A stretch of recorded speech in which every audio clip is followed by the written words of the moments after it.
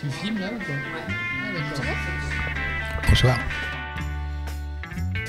D'où elle vient, je sais pas. J'avais l'idée de montrer un mariage qui ne se passait pas comme prévu. Et à partir de là, se sont greffées toutes les confidences des gens sur leurs difficultés, disons, sentimentales, la difficile manière de s'accorder, et de façon de raconter le plus souvent de façon amusante pour divertir les spectateurs. On choisit souvent en fonction des rôles. Je connaissais, Roselyne Palma, je ne la connaissais pas. On était déjà en préparation. Les choses ne sont pas finies avant de commencer. Pour moi, la vérité vient du tournage. Elle n'est pas de l'écrit. L'écrit, c'est autre chose. L'écrit, c'est l'illusion.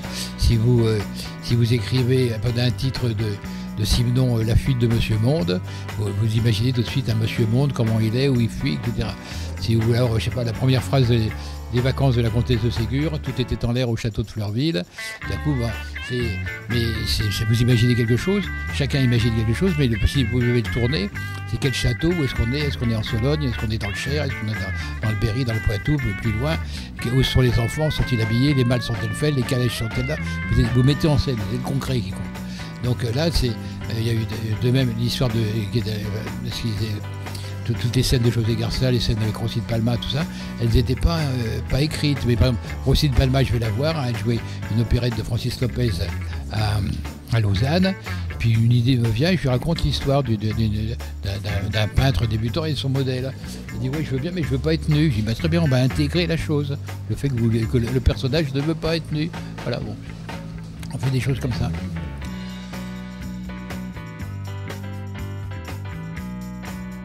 Ce qui me plaît, c'est que j'ai grandi comme ça, si vous voulez.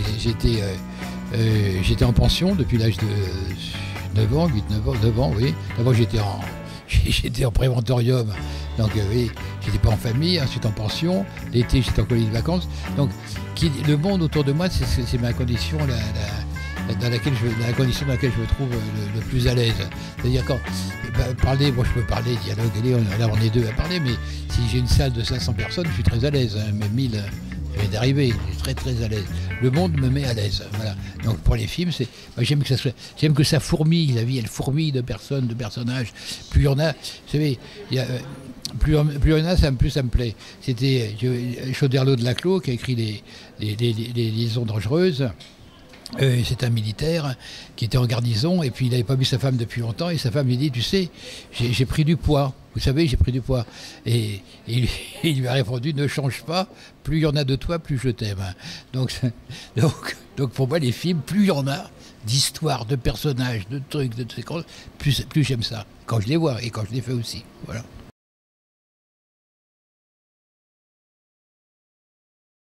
Parce qu'il y a une chanson qui dit, à cause des filles. Voilà, c'était Antonin Barterotte, c'est ma fille qui chante, et puis bon, le refrain, c'est à cause des filles, et puis bon, à cause, vous savez qu'à cause, ça veut dire grâce à. Mais à cause, c'est plus musical que grâce à. Si vous lisez, vous allez chercher dans le langage populaire, à cause, c'est à cause de toi que j'ai pu rencontrer une telle, c'est à cause de toi que j'ai pu réussir mon bac, c'est à cause de toi que ceci, que cela. Et à cause, dans Balzac ou Zola, vous avez la même chose, c'est à cause de vous que j'ai pu obtenir ce poste de conseiller, machin. Et dans Proust, causer, en langage diplomatique, veut dire offrir. Donc, je m'en tiens à ça et au langage populaire. Et il y avait une chanson dans mon pays dont le refrain était à cause des femmes, à cause des femmes, à cause des femmes. Donc j'ai suggéré à l'auteur des chansons, tu peux trouver un truc comme ça, comme il y a beaucoup de femmes. Bon, il n'aurait pas mis, etc. Et je trouvais que c'était un titre qui se retenait bien.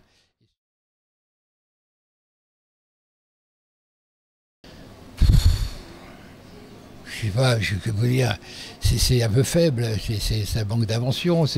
Il y a toujours eu une catégorie de films où on va chercher la vulgarité en disant que la vulgarité, c'est ce qui l'emporte auprès du public.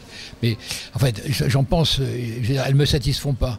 J'aime mieux des choses, puisque je préfère Woody Allen, je préférais des comédies, mais ça dit, avec Bourvil, de Bourvil aussi, on disait, il y avait toute une partie du public qui disait qu'il n'aimait pas ça. Moi, j'ai voulu faire un film avec De Funès un jour, il m'avait dit, ne comptez pas sur moi pour avoir de bonnes critiques. Et j'ai dit, mais je m'en fous des critiques, moi je l'ai fait, je sais ce que je fais, j'ai pas... Bon, donc il y a eu tout un...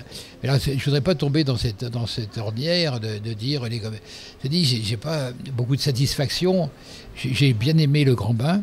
D'ailleurs, j'ai trouvé un Guillaume Canet excellent. J'ai trouvé des acteurs souvent très bons. En regrettant que tous les personnages soient des déprimés, je pense qu'il aurait fallu mettre un couple ou un personnage qui soit bien dans sa peau. Ça enrichirait le film, on n'avait pas besoin d'avoir que des nazes.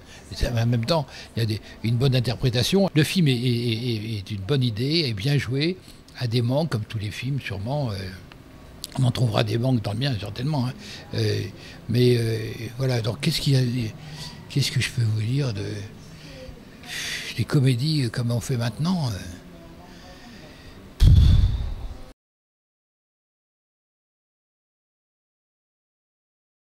À 70, moi je tranchais un peu. Enfin, il y avait quand même Pierre Richard, il y avait des gens comme ça, De Funès, Pierre Richard.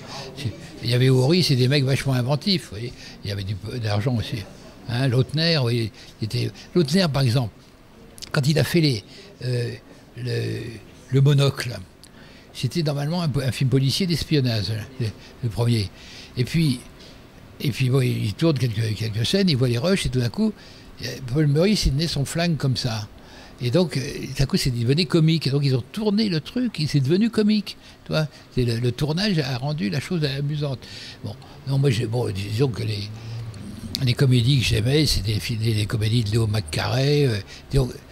Je demande un peu plus de subtilité ou de finesse et de richesse dans les dialogues, dans les comportements, dans l'invention des scènes, que de ce qui nous est proposé dans des films que vous aimez peut-être. Cela dit, moi j'aime beaucoup Judd Apatow.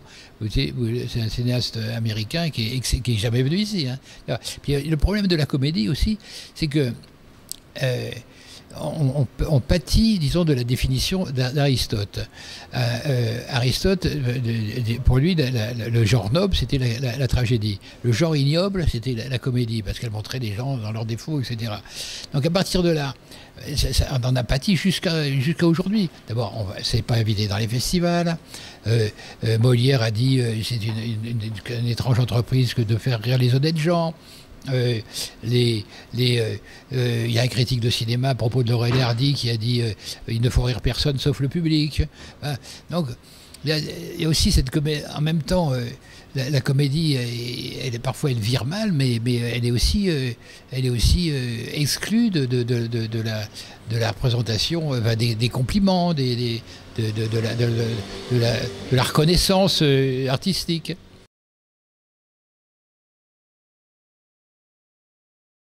Ah oui, mais alors, le cinéma italien, la nature italienne, le caractère italien, si vous voulez, la langue italienne naît avec le cinéma. Donc spontanément, tous les écrivains italiens vont écrire pour le cinéma, ce qui n'a pas été le cas pour les Français, parce que le français, vous savez, par exemple dans la Pléiade, vous avez un seul scénario qui se trouve dans la Pléiade, c'est un scénario de Julien Green, celui de Léviathan. Les Français, si vous lisez, que ce soit Sartre ou Gide, etc., oui, je fais un petit truc pour le cinéma, etc., il y a un mépris. Chez les Italiens, non, ils sont dans la comédia, il n'y a pas de mépris pour le spectacle. Mais d'abord, d'un coup, quand le cinéma commence, ça va être les grandes reconstitutions historiques, genre Scipion l'Africain, etc. Et une fuite dans ce qu'on a appelé après les comédies du téléphone blanc, parce qu'on est en période mussolinienne, donc on fait il y a Vittorio De Sica, il y a des films somptueux, des films de Matarazzo, etc. Après, vous avez le néoréalisme, mais c'est pas le caractère italien non plus. C'est un truc très particulier. Et arrivent les années 50, où ces types autour de Fellini, qui étaient dans ce journal dont le nom m'échappe, etc. D'un coup, c'est comme le couvercle explose, et puis ça y est, ça bouillonnait, etc. On va avoir une génération extraordinaire de scénaristes, de metteurs en scène, de producteurs, d'acteurs, d'actrices, qui vont se retrouver à faire de la comédie italienne, qui s'arrête d'ailleurs au film testamentaire de Scola qui s'appelle La Terrasse, où on voit même les scénaristes jouer leur propre rôle dans le truc. Donc là, et Flaiano, qui était le scénariste de Fellini, à qui je demandais à l'époque où j'étais journaliste, dis-moi, qu'est-ce que c'est le caractère italien? Le caractère italien, il dit, je vais te dire, tu prends la banquise, le paysage le plus désolé, le plus sinistre, le plus froid au monde, tu mets 2 Italiens dessus, ça devient une scène de commedia dell'arte. Donc là, dans le caractère italien, vous avez quelque chose de vif. D'ailleurs, c'est pour ça, et de vital, hein, pour la survie, à mon avis, la survie, pas seulement en Italie, dans le monde entier. Et c'est pour ça que j'étais très heureux quand on a fait présenter le film là à Florence, et l'ancien directeur du festival ne voulait absolument, parce qu'il sautait de joie quand il l'a vu, et je dois dire que c'était une séance extraordinaire, parce qu'il y a eu 14 applaudissements en cours de route, c'est rare, hein, mais de la salle, hein. Et même il y a une scène, un truc ici où les gens sont un peu, il y a un caractère, disons, il y a une mort, ils sont un peu réservés, mais en Italie ils étaient écroulés de rire, ils se tapaient sur les cuisses, tellement la vitalité du rire italien, elle emporte sur tout, vous voyez. Voilà. Donc, et le film disait de ce film que c'est un film italien. Donc, bon, je suis content parce que j'ai travaillé avec Adje Scarpelli. J'étais ami avec Risi, avec Monicelli, avec des gens comme ça, et Pesta Compagnie, enfin bon. Et donc, j'ai un goût pour l'Italie qui se retrouve peut-être inconsciemment dans le choix des scènes. Hein.